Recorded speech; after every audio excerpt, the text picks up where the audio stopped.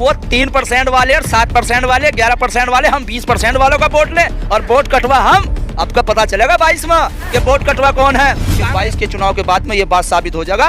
अखिलेश यादव, मायावती, ये जितने भी हैं जो चचा जान का बयान दे रहे, चचा जान नहीं, ये ओवैसी साहब सबके अब्बा जान साबित होंगे। 10 साल के बच्चे ने इतना नाक में दम कर रखा है, इतना नाक में कि अखिलेश भी हम पर आरोप लगा रहा है, मायावती भी लड़ा रही, जयंत चौधरी भी लड़ा रहे हैं, सब हमें बीजेपी की बी टीम बता रहे हैं। और बड़े बड़े स्टार प्रचारक इन्होंने, कोई नाचने वाला, कोई गाने वाला, कोई बम्बई से मंगा लिया, कोई कहीं से मंगा लिया। जब हम 5 साल के थे, जब तो ये हमें कुछ समझे नहीं, आज हम 10 साल के हो गए, इतने परेशान हैं। इसलिए आपको हम कमाल कर दिखाएंगे। समाजवादी का बड़े से बड़ा नेता जो अपने आप को सुपर स्टार, कौन से स्टार होंगे, 10-12 कितने लगे, वो हमारे सामने डिबेट करो बैठकर।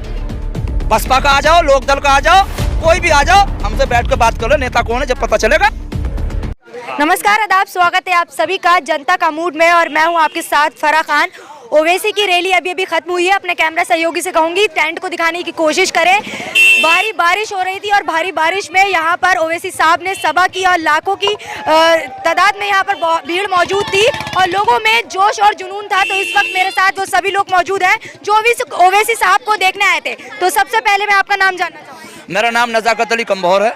सबसे पहले सवाल मेरा यही, लोग कहते हैं ओवैसी को लोग सुनने तो बहुत आते हैं लेकिन वोट कोई नहीं देता। देखिए, जो अब से 5 साल पहले ओवैसी साहब को सुनने आते थे वो कुछ तो वोटर नहीं थे, और जो वोटर थे वो भाजपा का डर इतना दिखा दिया, सपा और बसपा ने 17 में उनके साथ चले गए।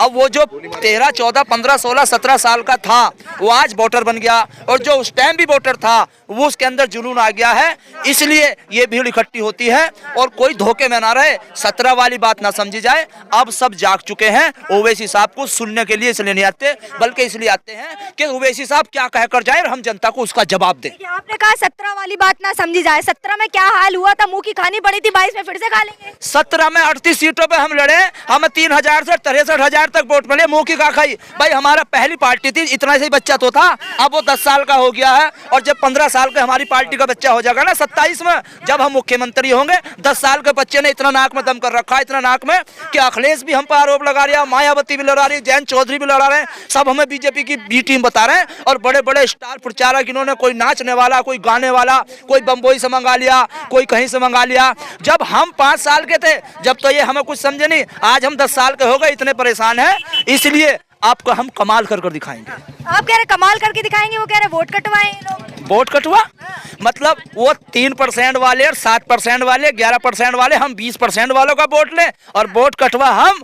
आपका पता चलेगा 22 में कि वोट कटवा कौन है। कांग्रेस ने हमारा वोट काटा, समाजवादी ने हमारा वोट काटा, बसपा ने हमारा वोट काटा, जाट समाज की लोकदल ने हमारा वोट काटा। तुम हमारा वोट काट कर हम वोट कटवा कर रहे हैं। आज हमारी बात कहने वाला कोई आ गया तो आज वोट कटवा कह रहे हैं। ये समाज, जो ये नौजवान सामने खड़ा, ये समझ चुका है वोट कटवा तुम हो, हम वोट कटवा नहीं है। आज अखिलेश जी अपने चचा को नहीं कहते वोट कटवा, उन्होंने भी तो पार्टी बनाई है,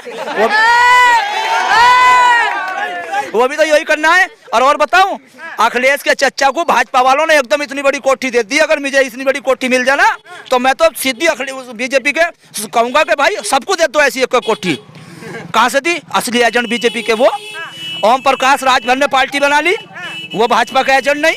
अनुप्रिया पटेल ने पार्टी बनाई, वो भाजपा का एजेंट नहीं। चंद्रशेखर रावण ने पार्टी बनाई, वो भाजपा का एजेंट नहीं। मगर ये जो लावारिस वोट था ना, आज तक लावारिस वोट, जब इसके हकों को जगाने वाला आ गया और वो कहने लगा हिस्सेदारी लेंगे, तो और कोई बात तो है नहीं उनके बस का। पढ़े लिखे हुए इनके बराबर नहीं है असदुद्दीन साहब के, सवाल जवाब भी नहीं दे सकते, दौलत में उनके बराबर नहीं, शोहरत में उनके बराबर नहीं। तो वो उनके पास एक ही सवाल बचा कि भाई ये बीजेपी के वोट कटवा। वो कह रहे यूपी में कोई नेता नहीं है जो हैदराबाद से आना पड़ा। देखिए, जब ये समाजवादी आई थी या बहन कुमारी मायावती आई थी या जयंत चौधरी जी आए थे, ये कौन से नेता थे? नेता तो पैदा होंगे, और सबसे बड़ा नेता उत्तर प्रदेश के तो हम खड़े, अपने जिले के हम खड़े, ये सब नेता ही तो हैं। ये सब नेता ही तो हैं। ये जैसा आज हम खा है, ये बनेगा कल को, ये बनेगा नेता, ये बनेगा नेता कल को। नेता तो बनेंगे भाई। ये हम सब 5 साल में सारा काम लेना चाह रहे हैं, 5 साल में नेता। अरे सुनो, नेता की बात ऐसी, समाजवादी का बड़े से बड़ा नेता जो अपने आप को सुपर स्टार, कौन से स्टार होंगे, 10-12 कितने लगे, वो हमारे सामने डिबेट करो बैठकर। बसपा का आ जाओ, लोकदल का आ जाओ, कोई भी आ जाओ, हमसे बैठ कर बात करो, नेता कौन है जब पता चलेगा। एसी में बैठकर। अब हम किसान आदमी सारी बात जानते हैं, जनता का दुख दर्द क्या है, हिंदू मुसलमान क्यों परेशान है, आज किसान की हालत क्या है, मजदूर की हालत क्या है। बड़ा नेता कोई लंबाई से हो या मोटाई से हो, बड़ा नेता वो होता जो जनता की आवाज को उठाने वाला हो।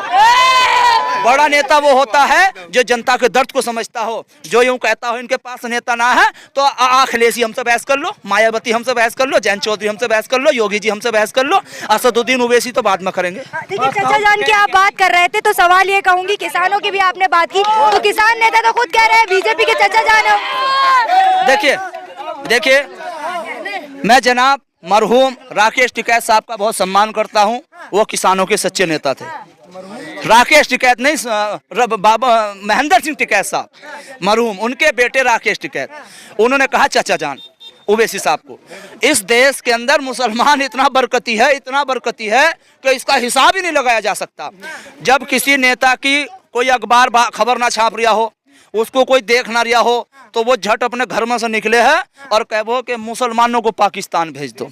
ऐसे ही राकेश टिकैत साहब का धरना तो हो गया था फेल, अब कोई धरना उरना नहीं चल रहा। गाजीपुर में आपने भी देखा होगा, लोग उनको समझ गए हैं, वो जेल जाने से बच रहे हैं, क्योंकि उन्हें सरकार जेल भेजेगी। जैसे बाबा आसाराम को भेजा, जैसे बाबा रामपाल को भेजा, ऐसे राकेश टिकैत साहब को जेल भेजेगी, जांच करेगी, जांच जारी है उनकी। तो इसलिए उन्होंने कहा कि चलो यार बीजेपी के थोड़ा सा करीब भी हो जाएंगे, नाम भी हो जाएगा, इसलिए उन्होंने चचा जान कह दिया। वो इस बात को भूल गए कि 22 के चुनाव के बाद में ये बात साबित हो जाएगा। अखिलेश यादव, मायावती, ये जितने भी हैं जो चचा जान का बयान दे रहे, चचा जान नहीं, ये ओवैसी साहब सबके अब्बा जान साबित होंगे।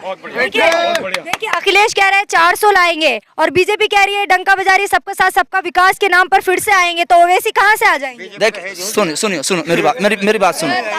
अरे मेरी अरे सुन तो लो, अरे भाई सुनो, अरे भैया एक कुम्हार था, कुम्हार, उस कुम्हार का एक गधा था, वो गधा घास नहीं खाता था, तो किसी से पूछा भाई घास क्यों नहीं खा रहा, कि सूखी घास है, तो उस कुम्हार ने गधे का हरा चश्मा लगा दिया और घास सूखी डाल दी। पहले बताइए गधा किसे कह रहे हैं? तो मैं गधा किसी को नहीं, मिसाल दे रहा हूँ, मैं मिसाल दे रहा हूँ, मिसाल देखो अरे सुन तो लो, मैं गांव का आदमी हूँ भाई, देखो इंटर तक पढ़ा हुआ, ज्यादा पढ़ा लिखा नहीं, तो मैं मिसाल के जरिए से बात समझाना चाहूंगा। मिसाल के जरिए से देख लीजिए किसको गधा कह रहे हैं। नहीं, मैं गधा नहीं कह रहा किसी को, तो वो गधा घास खा गया।